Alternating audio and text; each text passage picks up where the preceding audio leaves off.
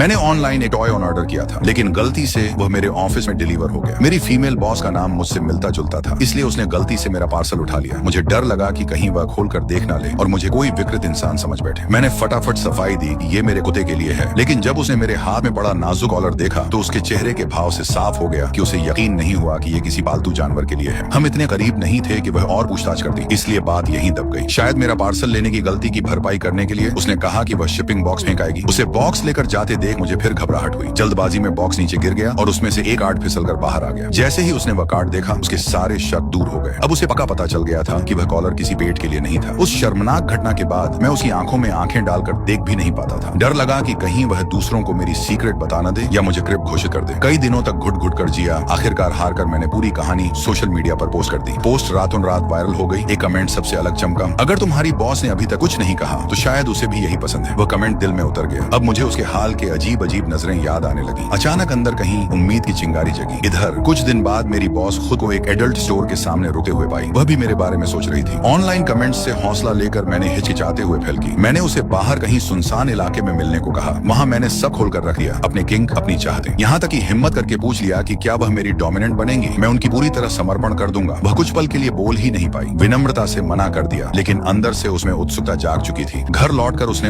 Online खोजबीन शुरू कर दी। जितना पढ़ती गई उतनी ही दिलचस्पी बढ़ती गई, पर प्रोफेशनल रिश्ते की वजह से उसे समझ नहीं आ रहा था कि क्या करे। उसकी हिचक और दूरी ने मुझे घृणा और ठुकराए जाने का एहसास कराया। एक रात कंपनी डिनर के बाद मैं पार्किंग में अकेले रोने लगा। जब बॉस ने मुझे देखा तो उसने कहा, मुझे तुम्हारे किंग से कोई परेशानी नहीं है, बस मुझे समझ नहीं आ रहा था कि कैसे रिएक्ट करूं। उसकी समझदारी ने मुझे इतना छू लिया कि आंसू पोंछे बिना ही मैंने फिर से डेट मांगा, इस बार आंखों में चमक लेकर। हैरानी की बात यह कि इस बार उसने हाँ कह दिया, पहले हल्के फुल्के अंदाजमाइशी तौर पर। धीरे धीरे वह अपनी नई भूमिका में ढलने लगी। उसने गहन रिसर्च की, हमारे बीच एक कॉन्ट्रैक्ट तैयार किया। हमने तय किया कि हफ्ते में कम से कम एक बार जरूर खेलेंगे। शुरू में थोड़ी अटपटाहट थी, लेकिन मेरे सहयोग से उसे भी हमारा डायनामिक मजेदार लगने लगा। ऑफिस में हम एक दूसरे से अजनबी जैसे व्यवहार करते, पर निजता में बेहद करीब आ गए। उसके जन्मदिन पर मैंने उसे लाल रंग की खूबसूरत हाई हील्स गिफ्ट की। उसे बहुत पसंद आई। जब हमारा रिश्ता और गहरा हो रहा था, तभी कुछ ऐसा हुआ जो बिल्कुल अप्रत्याशित था।